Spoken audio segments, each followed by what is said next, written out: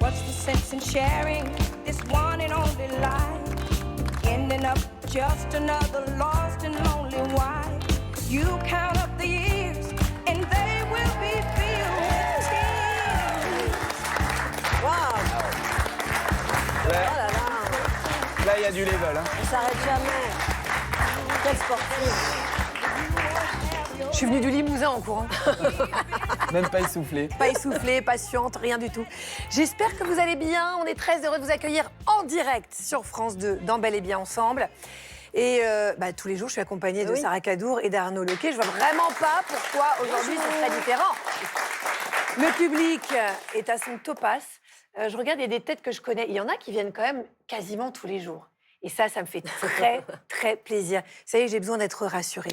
Alors, avant qu'on démarre sur nos thèmes, je voudrais vous préciser que ce week-end, c'est le SIDAction pour la recherche contre le VIH. Vous pouvez faire un don, vous appelez le 110 ou vous allez sur sidaction.org. On va donc tous porter ça aujourd'hui sur les antennes de France Télévisions pour vous rappeler que le VIH, malheureusement, c'est pas fini. On a hâte de mettre ça à la poubelle, mais non.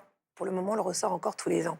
Alors, dans notre dossier du jour, pourquoi courir nous fait du bien, surtout en tant que femme? Parce que courir, c'est simple, c'est accessible, c'est gratuit et c'est incroyablement puissant. Ça muscle le corps, ça libère l'esprit, ça peut même nous aider à vivre plus longtemps. Donc, pas étonnant que de plus en plus de femmes s'y mettent et à tous les âges. Mais courir quand on est une femme, c'est pas tout à fait courir comme les autres parce qu'il y a les cycles hormonaux, bien entendu, la grossesse, la ménopause, notre corps évolue et nos sensations évoluent avec. Comment se lancer sans se décourager à tout âge? Et puis surtout, comment courir avec plaisir sans se faire mal? On va découvrir ensemble le programme de ce matin. On enfile nos baskets. On part à la rencontre d'une coureuse passionnée et assidue. Elle a 68 ans. Elle court au moins 3 fois par semaine. On accompagne Annie dans son footing avec sa copine, vous allez voir. Ça va nous faire du bien, et vraiment du bien, et surtout ça va vous rassurer. Elle accompagne les femmes dans la course de la vie. Suzanne Carian, entraîneuse à la Fédération française d'athlétisme, elle va nous montrer que même dans les périodes où le corps change, on peut bouger, courir et se faire du bien. Elle nous explique qu'on peut commencer à n'importe quel âge. Et puis on ira voir ailleurs, avec Sarah qui a sa lunette. On ira à la découverte des courses féminines les plus inspirantes à travers le monde. Vous voyez quelque chose? Oui, je vois votre mari, au loin. Au loin, il est là. Et d'ailleurs, il part et s'en va loin également. Stan Gusman sera avec nous pour montrer que les femmes courent aussi vite que les hommes, si ce n'est plus d'ailleurs.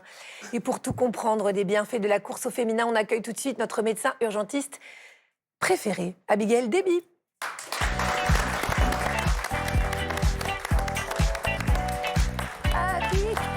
On est vraiment content de vous accueillir, ce petit jingle. Abigail Déby, on a toujours dit Déby. On s'est planté, vous nous l'avez jamais dit. J'ai pas osé. Abigail, pourquoi vous m'avez jamais dit que je me plantais dans votre nom? Je sais pas, Elle a jamais osé, donc je l'appelle Déby depuis 6 ans. Voilà. Et là, elle me dit... Bon, mes parents vont être contents aujourd'hui. Enfin. Bon, Abigail, la course, c'est pas un phénomène de mode, c'est un fait de société. On voit de plus en plus de gens courir. Mais maintenant, les femmes courent presque autant que les hommes, finalement. Parce qu'avant, on imaginait que c'était plutôt un sport de mecs. Tout à fait. Et on est presque à la parité. Maintenant, 48% des coureurs sont des femmes. Donc encore un petit effort et ce sera parfait. Et c'est très heureux parce qu'en fait, à effort égal, les femmes tirent plus de bénéfices de la course à pied que les hommes. Et on va le voir, ces bénéfices, ils sont immenses, ils sont très nombreux. Donc c'est vraiment une très bonne chose sur tous les plans, à la fois physique, psychologique et même sur le plan sociétal. Mais si on se dit, flemme. Ouais. Vous nous conseillez quand même de nous y mettre. Bon, en tout cas, on va essayer de vous motiver. Vous avez couru avec les Françaises. Non, je me suis dit flemme aussi. Voilà. Mais je les ai encouragées. Regardez. Allez, championne! Bravo! Bravo! Ah là là, j'aime les femmes qui courent. Bravo, copine! Bravo, championne! Bravo! J'aime cette course au féminin. J'arrive! Attendez-moi! Les pauvres. Oui, c'est important de les encourager. Vous avez dû leur faire peur, ça a accéléré leur rythme cardiaque. D'ailleurs, ça sera un des thèmes de notre émission, parce que c'est vrai que parfois, les femmes ont peur d'aller courir, et ça, c'est quand même pas possible. Alors, il y a Arnaud, une voulez autre nous sa- dire quelque chose? Oui, c'est pas moi qui vais rééquilibrer. Si vous voulez, je laisse ma place pour courir. Il n'y a pas de souci. Il y a une autre Sarah qui est dans le public aujourd'hui avec nous. Alors, vous, Sarah, vous aimez le sport, mais en revanche, courir, vous n'arrivez pas à vous y mettre régulièrement. C'est-à-dire que vous essayez, mais ça ne tient jamais le coup. Donc, je pense qu'on va essayer de vous donner plein de solutions, parce qu'on en a. Alors, peut-être que tous les deux, on ira courir un jour, je ne sais pas. Mais vous verrez, on a plein de bonnes solutions pour vous aujourd'hui. Voilà, mettez-vous-y à deux. Ça devrait vous pourquoi pas. motiver. Parce que ce qu'on pourquoi m'avait pas. dit, c'est que vous faisiez beaucoup en salle. C'est-à-dire que vous restez Oui, dans tout à une fait. salle, vous ne sortez pas trop de chez vous. Non, pas mais trop. vous verrez. Il y a un sujet notamment où elles prennent l'air et c'est absolument C'est génial. quand même pas mal d'être dans la nature. On va parler de tout ça. Merci beaucoup, Sarah, d'être avec nous. Si vous voulez être comme Sarah et venir dans le public pour témoigner, n'hésitez pas à nous rejoindre sur nos réseaux sociaux. Vous nous envoyez vos histoires, vos témoignages. Et du coup, vous êtes là. Sarah, Oui. l'autre. Allez rejoindre Sarah, l'autre. Je vais m'y perdre, je sens. Alors, comment se mettre ou se remettre à courir quand on est une femme? Comment adapter notre pratique à nos changements hormonaux? C'est le moment de répondre aux questions que tout le monde se pose.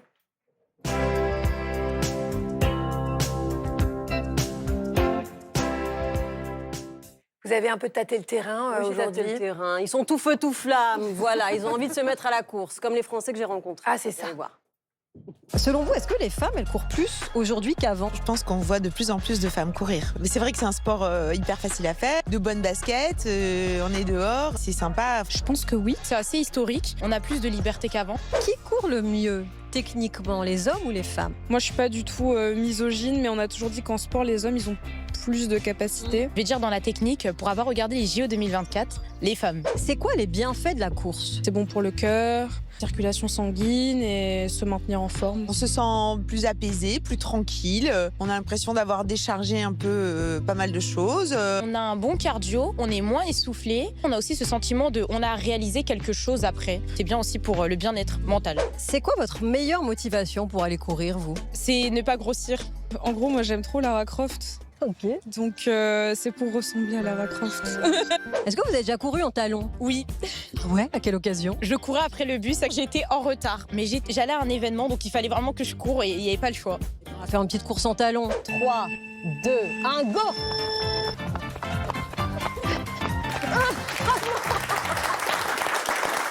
Merci, Sarah. Vous avez kidnappé Sarah? Mais oui, elle est là. Ah, c'est bien. Mais oui, parce que vous cherchez Sarah à vous motiver. Vous savez que la course, ça serait bon pour vous, mais vous n'arrivez pas à vous motiver. Oui, tout à fait. En Qu'est-ce fait, qui vous empêche? c'est un peu la motivation. C'est des fois, j'ai envie, c'est par période. Et notamment aussi par rapport à la poitrine et les cycles menstruels, si vous avez quelques conseils là-dessus. C'est-à-dire que c'est vrai que c'est pour ça qu'on fait une émission sur la course au féminin. C'est parce qu'on n'a pas tout à fait les mêmes atouts et les mêmes empêchements que les hommes. Abigail, quand on est une femme, qu'est-ce qui change concrètement quand on se met à courir? Parce que Sarah parle de la poitrine, effectivement des cycles.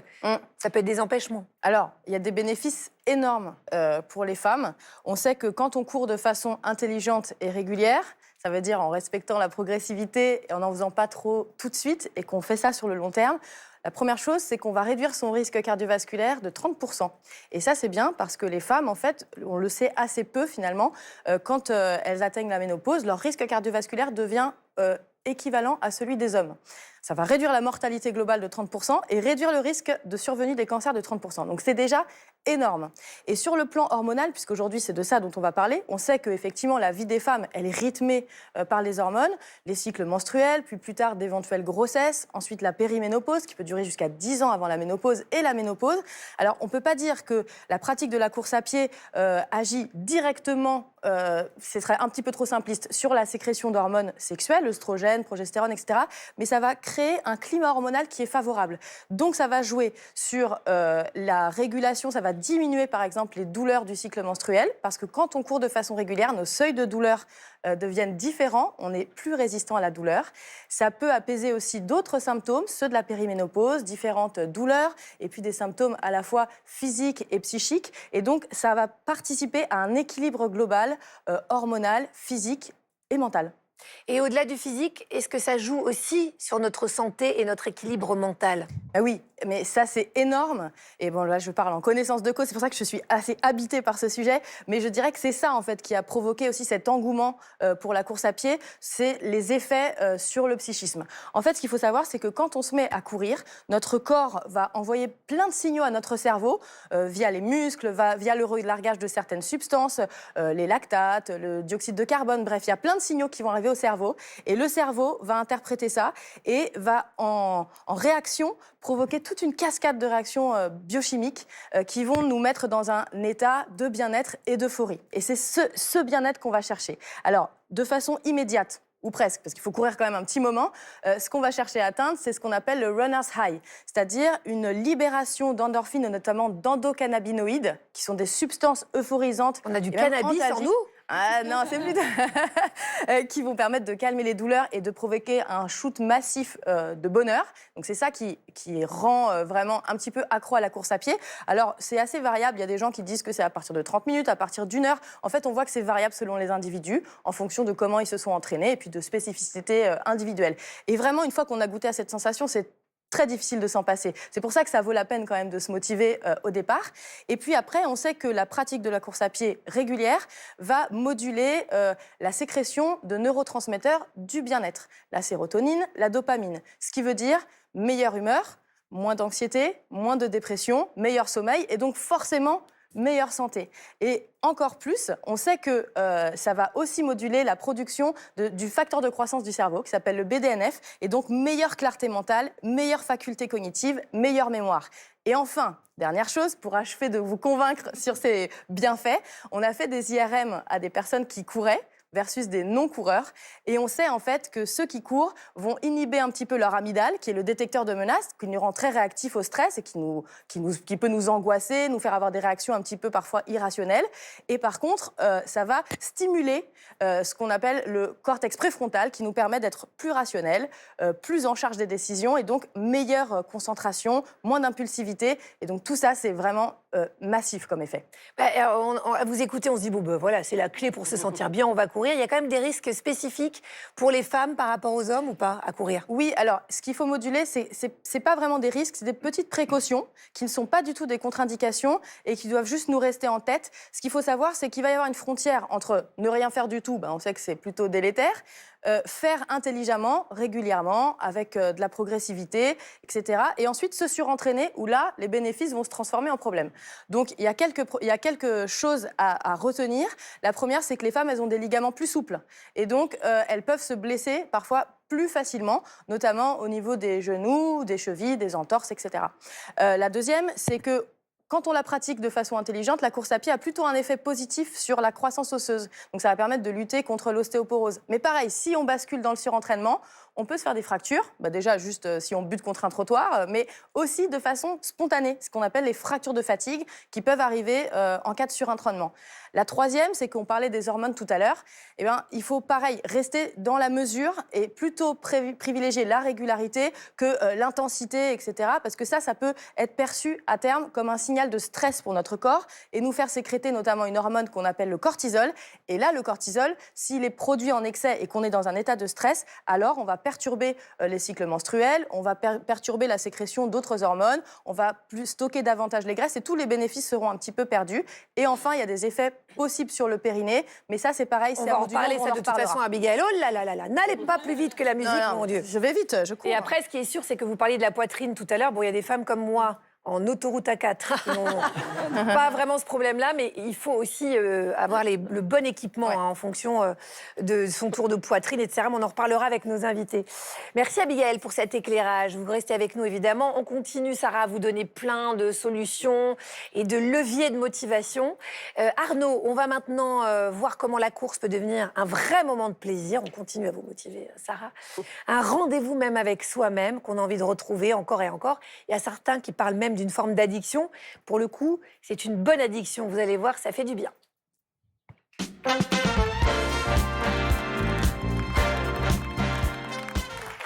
C'est sûr qu'il ne faut pas voir le fait de courir comme un moment où on fait que transpirer et où on fait que performer.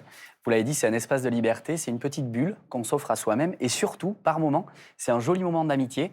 Et Clémentine a eu du bol parce qu'elle a accompagné 2 joggeuses. Moi, perso, je suis fan après avoir vu le sujet.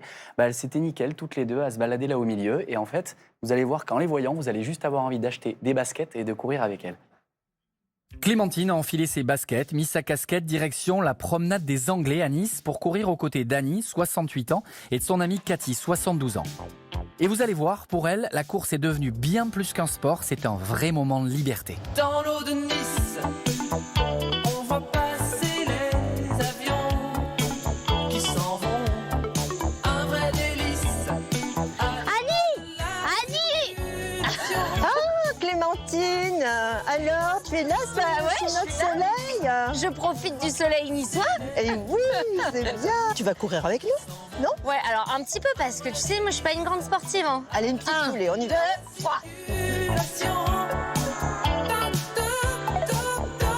Bah, tu vois, tu cours bien. Oui, bah parce que ça fait 2 secondes hein, qu'on court. Mais non, mais ça commence comme ça. Et après, tu multiplies par 10. Vous me racontez un peu votre histoire avec la course? Je me suis mise à courir à la suite de déceptions au vélo en salle. Il y avait des réservations à faire. Un jour, je me suis énervée et je suis passée à la course à pied. Et puis là, maintenant, je continue 3 fois par semaine. Et il y a cette sensation de liberté, un amour pour la nature et un amour de faire du sport à l'extérieur et non pas à l'intérieur. Je fais plus de salle, voilà, depuis. Alors, tu veux qu'on fasse un petit peu de fractionné, d'alternance? On va s'arrêter. Ok. On va marcher vite. Et après, petit sprint. Ok. Et je mets les mains comme ça, là. Voilà. Et tu serres tes fesses. Oh là là. Tu es prête pour un petit sprint? Allez. Allez, on y va. Allez. Go. C'est parti.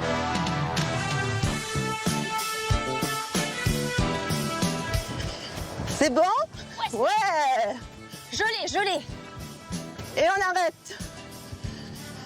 Et on remarche. Et on remarche. Et alors ça Et tu sert à quoi? souffles. Monter ton rythme cardiaque. Vous courez ensemble. C'est motivant. On s'entraîne l'une à l'autre. Non, c'est une émulation. C'est une émulation, oui, tout à fait. Une qui tient, l'autre qui flanche, hop, on repart. Voilà, c'est sympa. Ça renforce aussi une amitié, la course? Oui, bien sûr. Hein, il y a, Fait ensemble. il y a une complicité de femmes. Ça nous rend plus fortes. Hein, ça nous rend Important de plus... discuter de nos problèmes, de nos satisfactions et des insatisfactions aussi. Il y en a.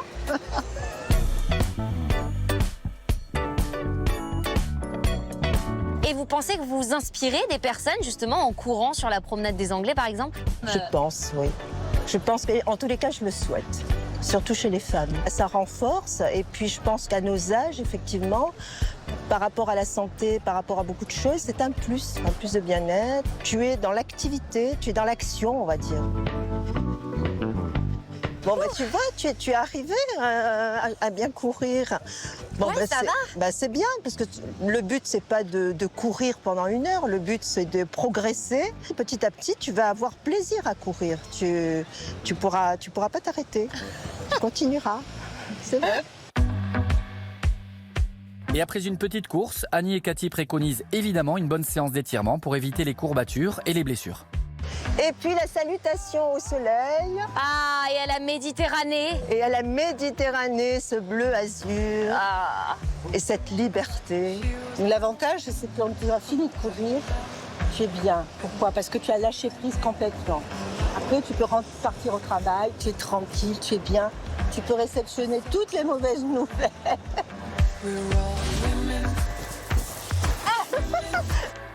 Sarah, ferme les portes quand même.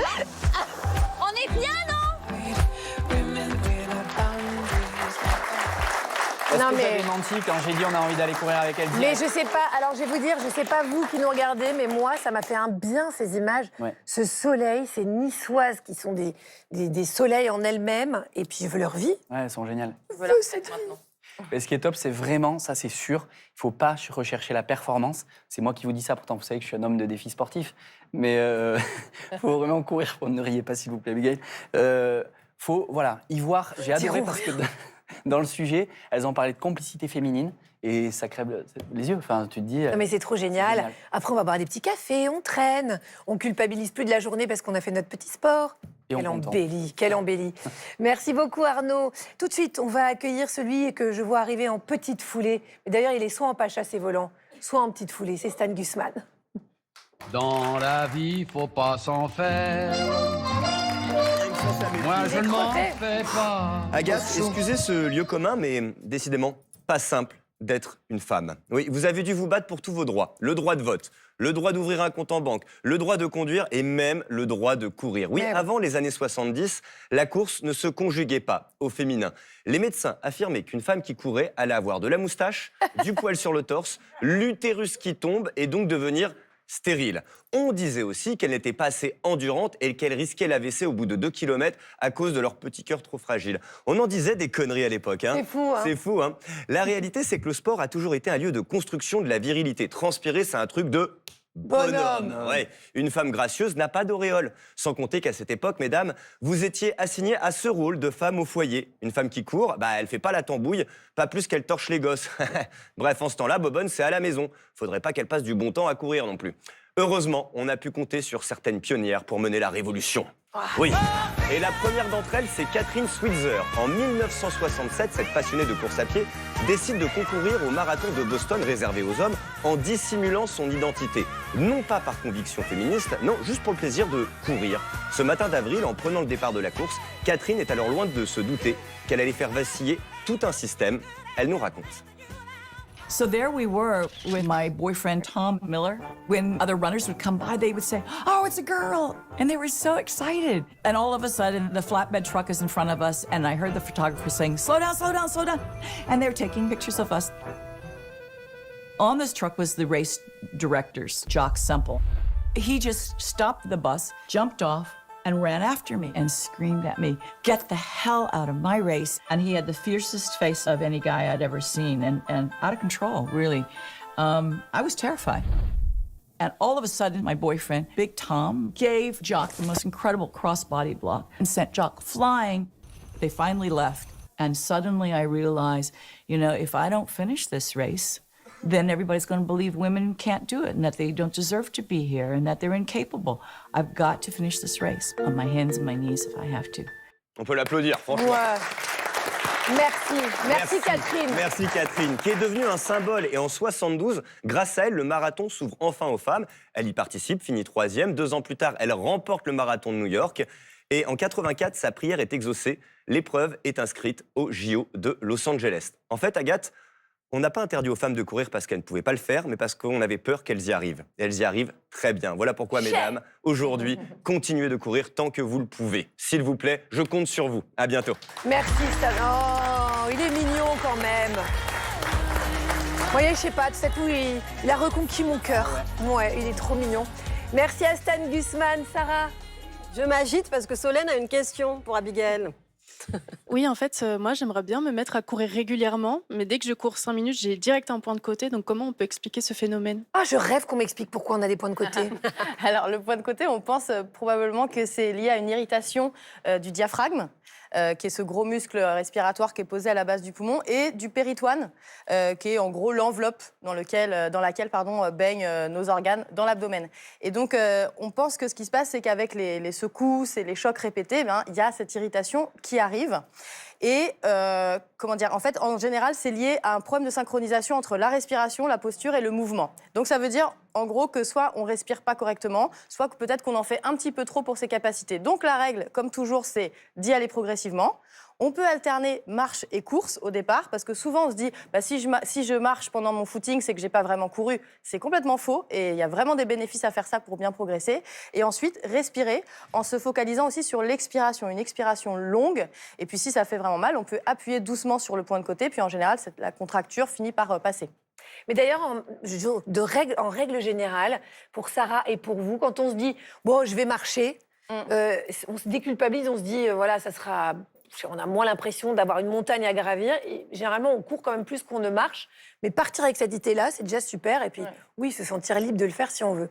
Merci Abigail. On va voir ensemble comment prendre et garder le plaisir quand on court et qu'on est une femme. Parce que c'est vrai qu'entre toutes les variations hormonales, vous le mentionniez, Sarah, tout à l'heure, ces variations qui chamboulent les différentes périodes de la vie des femmes, c'est pas toujours facile de continuer de courir.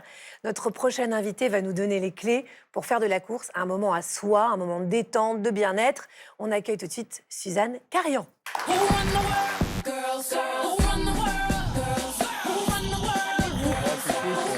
Calmez-vous, Suzanne, calmez-vous. Mettez la barre trop haut tout de suite.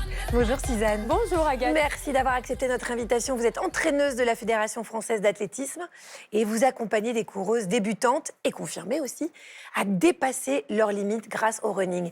Alors, dans votre livre qui s'appelle Running au féminin, qui est publié chez Larousse, vous nous donnez des conseils, vous nous proposez des routines qui sont adaptées aux contraintes de la vie des femmes.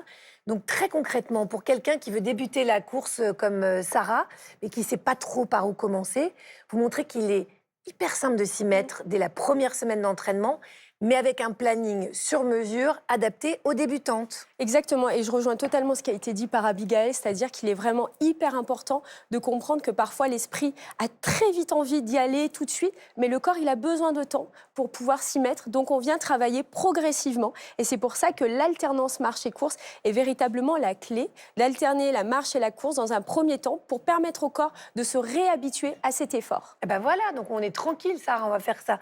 Arnaud, vous êtes allé faire un peu de repérage en bon journaliste sportif. Vous avez déniché les indispensables pour bien se lancer dans la course, c'est la happy thérapie.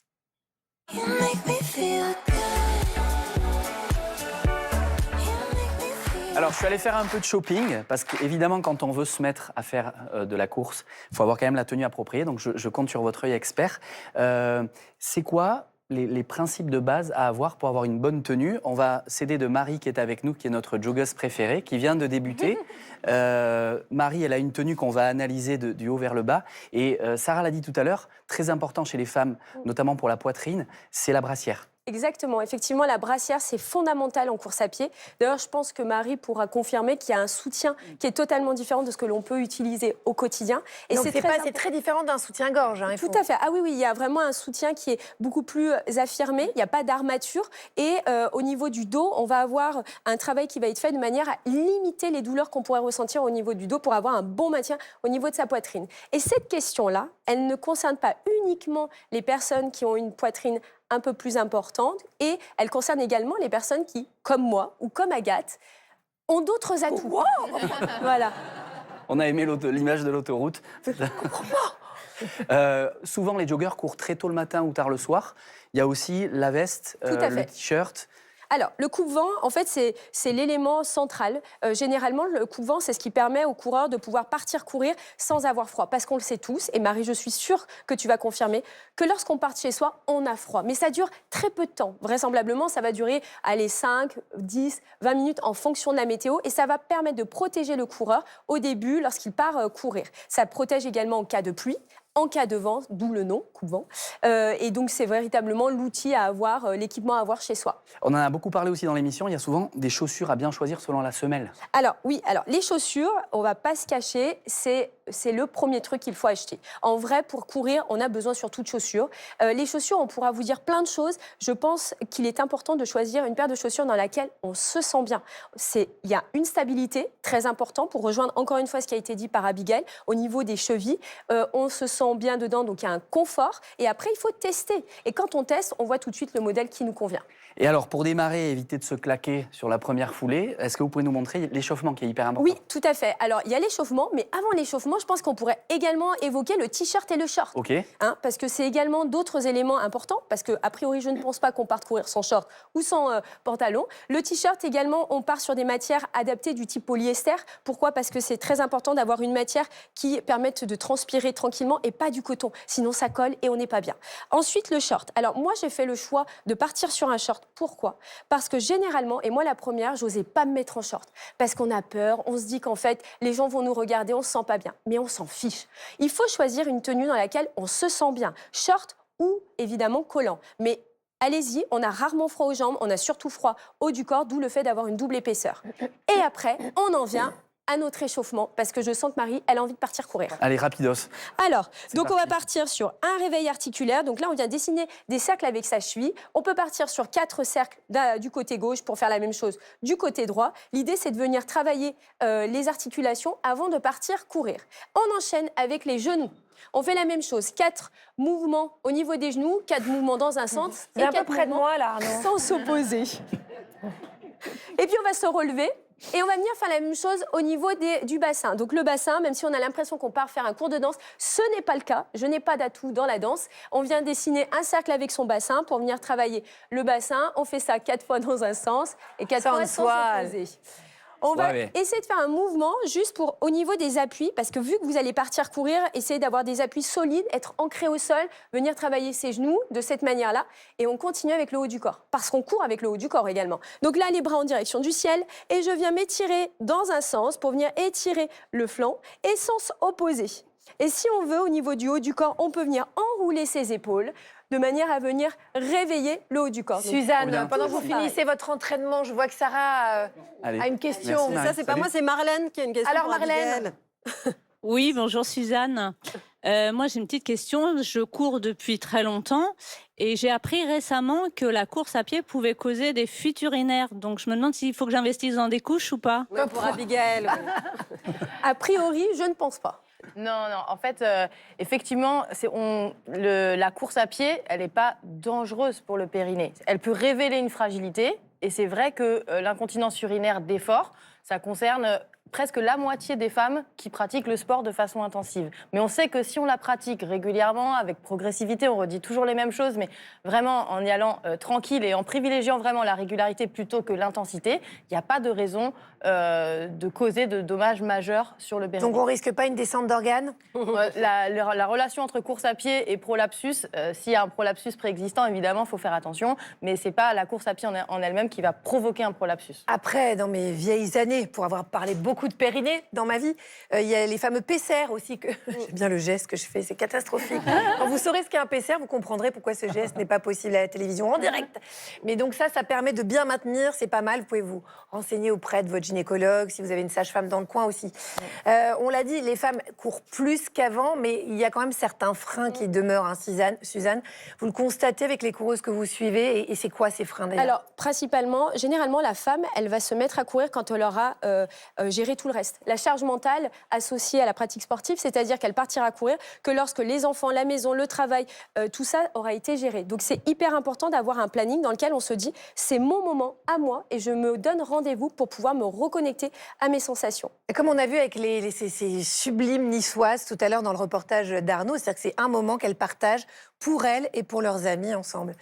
On va continuer à parler des freins qui empêchent les femmes de courir. Il y en a un dont on parle encore trop peu, c'est le sentiment d'insécurité qu'on ressent, hein, la plupart des femmes. Moi, quand je fais mon footing dans les bois, je prends un bâton, j'ai un tournevis, je me dis, si jamais... Non, je vous assure, j'ai des outils. Il y a quand même une coureuse sur 2 qui a déjà été confrontée à du harcèlement pendant sa sortie. Sarah, vous êtes allée interroger les Françaises à ce sujet, et elles sont toutes d'accord avec vous. Vous allez voir, elles sont d'accord. Alors, une étude récente nous dit qu'une femme sur 2 s'est déjà faite harceler pendant son jogging. Vous pensez quoi de ce chiffre et est-ce que ça vous est déjà arrivé? Oui, ça m'est déjà arrivé. C'est un chiffre qui m'étonne pas du tout. S'ils nous suivent pas, ils nous sifflent. On a des remarques pas très sympas. Mais c'est assez fréquent, même qu'on court ou qu'on marche. Finalement, je crois que ça n'arrête personne. Bon, ça m'étonne pas, en fait, malheureusement. Beaucoup d'amis à moi, elles courent et je sais qu'elles se font embêter, elles se font suivre, elles se font siffler. Donc, comment on fait pour courir en sécurité? Est-ce qu'il y a une solution? On enlève les hommes de la planète? Non, je sais pas. Que quelqu'un ait ta localisation. Ouais. Et courir dans des endroits où il y a du monde et pas trop tard le soir, je dirais. Moi, j'ai un sifflet sur moi. C'est vrai, vous l'avez sur vous? Ouais. On peut le voir? Ouais. Voilà. Génial. Allez-y, sifflez un coup. Ah bah oui, là, on peut courir tranquille. Ça, c'est génial. Moi, adolescente, j'avais un sifflet. Mon père m'avait donné un sifflet pour me protéger. C'est une bonne technique? Oui, alors moi, je trouve que le sifflet, c'est une bonne technique. Mais après, moi, ce que je vais conseiller, c'est déjà d'aller courir dans des endroits éclairés. C'est la première chose. On va dans des endroits éclairés. Mais si on a envie d'aller dans la forêt? Alors, si on a envie d'aller dans la forêt, on peut aussi avoir des vêtements où on peut être visible. Ça aussi, c'est hyper important pour être vu par les autres et notamment par les automobilistes. Et il y a également des applications de tracking qui permettent de dire à notre entourage, si je pars courir, bah, moi, je dis tout le temps à mes enfants, je pars courir, je suis là, etc. Donc, ça rassure aussi tout le monde. Et enfin, il y a quand même un élément important, c'est peut-être l'occasion, et comme tout à l'heure en parlait Abigail, d'aller se donner rendez-vous avec une amie, comme les Niçoises qu'on a vu. Courir à plusieurs. Exactement, ça sécurise quand même beaucoup. Abigail, c'est bon aussi pour la sociabilisation des femmes, en fait, de courir. Ah oui, c'est vrai que c'est très important. Là, on commence à voir des clubs de runneuses au féminin. Et c'est très important parce que, comme vous le disiez, la place des femmes dans l'espace public, c'est pas la même que celle des hommes. Et le fait de courir en groupe, c'est aussi une reprise de liberté. C'est une force aussi d'être ensemble. Et c'est pas que pour la performance, c'est aussi pour le symbole. Je trouve que c'est extrêmement important. Donc oui, c'est bénéfique, ouais, c'est sûr. Sarah? Oui, il y a Emma qui a une question pour Abigail. Oui, moi j'aimerais bien perdre du poids. Et on dit que courir fait maigrir. Est-ce que ça marche pour les femmes, notamment? Alors, ça peut marcher. Ce qu'il faut expliquer, en fait, c'est que ce qui est sûrement le plus bénéfique pour la perte de poids, c'est la course à ce qu'on appelle en endurance fondamentale. Je pense que tu confirmeras, c'est-à-dire en aisance respiratoire, quand on n'est pas trop essoufflé. Parce que les sports d'endurance, eux, vont permettre à notre corps d'aller puiser dans ses réserves plutôt de gras, plutôt que d'utiliser les sucres qui sont directement immédiats. Donc voilà, mais attention encore au surentraînement. Si on se surentraîne, on va stresser notre organisme et donc sécréter trop de cortisol. Et là, on stocke beaucoup plus le gras et ça devient beaucoup plus difficile pour être synthétique. Et voilà, comme on le dit à chaque fois dans cette émission, le poison est dans la quantité. L'excès, et dans l'excès. Alors c'est le moment d'aller voir comment nos voisines font de par le monde. On va aller avec Sarah voir Vue d'ailleurs. Très mauvais lancement. Pas français. Pardon Sarah, j'ai fait un lancement pas français, mais on a compris le sens. Non, il n'y a pas de souci. Ce matin, Agathe, on part courir, enfin surtout elle. Des milliers de femmes partout sur la planète qui enfilent des baskets, pas seulement pour le chrono, mais pour se dépasser, se retrouver et parfois même changer leur vie. Et comme toujours, vous allez devoir deviner où on part, Agathe. Vous êtes la spécialiste. J'adore, je trouve à chaque fois. Mais oui, si je vous dis paella, flamenco et pays où les siestes sont un sport national, c'est facile pour vous. Donc le zout. Mais bien sûr. Bien sûr. C'est jumelé. Bah oui, c'est jumelé. On part en Espagne. Bah voilà. Là, bravo. Et là-bas, il y a une course pas comme les autres, la Carrera de la Mujer. Alors attention, c'est pas juste une course, c'est un phénomène, des dizaines de milliers de femmes habillées en rose qui courent, marchent, rient, dansent parfois, bref, qui se réapproprient l'espace. Il y a celles qui viennent pour la performance et celles qui viennent juste pour franchir la ligne d'arrivée. Mais ce qui est beau, c'est que derrière les baskets, il y a une cause, la lutte contre le cancer du sein. Comme quoi, courir peut aussi faire avancer les choses. Alors Agathe, je vous ai inscrite, c'est le 10 mai, j'ai pris les billets d'avion avec votre CB, je vous explique. Moi, bah, écoutez, vous savez, moi, ma CB, votre CB. Bah, je le sais bien, Bisous. merci beaucoup. Allez, on quitte le bitume pour le sable. Si je vous dis dune, tagine et thé à la menthe, même sous 40 degrés, vous l'avez, vous y allez très souvent, Agathe. Forêt Noire, Allemagne. Ouais, c'est ça, on va presque, ils sont à côté, c'est des potes, c'est le Maroc. Ah. Voilà. Et là-bas, on découvre le trek Rose Trip. Alors là, il faut oublier le chrono. Ici, on parle d'orientation, de solidarité, de dépassement total. Des femmes qui marchent plusieurs jours dans le désert avec une boussole et leur mental. Moi, déjà, retrouver ma voiture sur un parking, c'est compliqué. Elle traverse le désert sans GPS et avec un vrai sens derrière, car les treks Rose Trip sont toujours associés à des causes solidaires. Il y a des amis, des sœurs, des mères et des filles et des femmes parfois qui sortent de moments difficiles et qui viennent se reconstruire. C'est une aventure humaine et accessible à toutes, quelle que soit votre condition physique. Alors préparez votre baluchon car le prochain c'est le 22 octobre 2026. Donc Sarah, ça vous laisse le temps d'aller vous entraîner un petit peu. Après le désert, on va changer d'ambiance. Agathe Et pour l'occasion, j'ai un petit accessoire, je vais mettre ma couronne. Oh, ça vous va tellement bien vu que vous êtes une reine. Voilà. Si je vous dis Elvis et gens qui disent « It's amazing », toutes les deux phrases. Portugal. Portugal, États-Unis de la Portugal. Oui, on va aux States. Et là-bas, il y a une course complètement folle, la Disney Princess Run. Oui, vous avez bien entendu, on court déguisé en princesse. Alors attention, ne vous fiez pas aux paillettes. Derrière les tutus et les couronnes, ça court vraiment. 5 km, 10 km, semi-marathon. marathon. Certains en robe de Cendrillon, d'autres en réponse. Et c'est un grand oui. On a envie, moi aussi, j'ai envie de courir en robe de bal aussi. Parce que ce qui est génial, c'est que ça mélange sport et plaisir. On court, on chante, on prend des photos avec des personnages. Et à la fin, on a même une médaille inspirée d'une princesse de dessin animé. Petite particularité, c'est que les hommes aussi sont admis. Donc les filles, si vous voulez trouver votre prince, voilà, c'est le moment d'y aller. D'ailleurs, Arnaud, il y est tous les ans. Regardez, il y a une petite photo. Ah, c'est vrai, je m'en parle. J'adore. Regardez la photo d'Arnaud. Oh, qu'elle est mignonne. Je change de robe Qu'il chaque est année. mignonne. Vous courez avec votre petite robe de princesse. Ouais, c'est un peu difficile, mais Bon. on s'habitue. Je ne sais pas s'il me reste du temps, mais en tout cas, une chose est sûre, c'est qu'il me reste une minute. Petite minute, est-ce qu'on peut courir enceinte, Abigail? Oui, je pense qu'on peut courir enceinte. Mais peut-être que tu dois être plus spécialiste du sujet. Oui, Ouais. effectivement, on peut maintenir une activité sportive tout au long de sa grossesse, à condition que les médecins soient OK, que la femme enceinte en ait envie et que ce soit une pratique déjà connue par le corps avant grossesse. Voilà, on s'y met pas quand on est enceinte et on demande conseil évidemment à sa sage-femme ou à son gynécologue. Merci beaucoup Suzanne Carian d'avoir été avec nous en direct ce matin. Quand même, Merci. c'était vraiment la fosse au lion. Merci pour vos conseils. Merci Abigail pour votre éclairage régulier dans Bel et Bien Ensemble. Merci Sarou d'avoir voyagé pour nous. Merci Arnaud. On vous laisse rentrer dans votre sud-ouest pour le week-end et on vous reprend dès lundi à 9h55. Dès demain, vous aurez la joie immense de retrouver la grand-messe de Bel et Bien avec Ali Rebéi, Sarah, Stan et Marie. À demain. Et il y a Elsa aussi à demain. On vous embrasse.